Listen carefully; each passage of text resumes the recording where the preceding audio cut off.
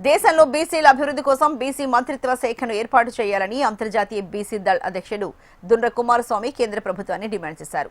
చట్టసభల్లో BC bill వెంటనే ప్రవేశపెట్టాలని అన్నారు. బీసీల భవితను మార్చే జాతీయ ఉద్యమాన్ని నిర్మించే లక్ష్యంతో ముందుకు సాగుతున్నట్లు చెప్పారు. దేశవ్యాప్తంగా బీసీ వర్గాల న్యాయబద్ధమైన హక్కుల సాధన కోసం జాతీయ స్థాయిలో నేషనల్ ఓబీసీ కార్యవర్గ సమావేశం నిర్వహించినట్లు తెలిపారు.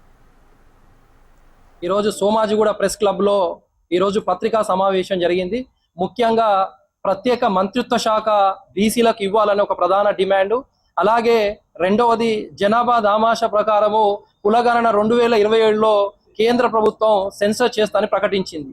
దాంట్లో ఓబీసీ కాలం లేకపోవడం వల్ల ఓబీసీలను ఇతరులుగా పెట్టడం అనేది చాలా నిర్లక్ష్యమని ఆ రెండు అంశాలు. మూడవది తెలంగాణ రాష్ట్ర ఆంధ్రప్రదేశ్కు జాతీయ బీసీ దళ్ తరఫున అధ్యక్షుడు నియమించడం జరిగింది. అయితే విషయానికి వస్తే ఒక్కసారి ఈ రోజు నిజంగా కులాహంకారం ఏ విధంగా ఉందో ఒకసారి మాట్లాడుకోవాల్సిన సందర్భం వచ్చిందని తెలియజేస్తున్నాను. భారతీయ సమాజ నిర్మాణంలో చూసుకున్నట్లయితే మొదట వర్ణ వ్యవస్థ, తర్వాత కుల వ్యవస్థ కీలక పాత్ర పోషిస్తున్నది అనేది అందరికీ తెలిసిందే.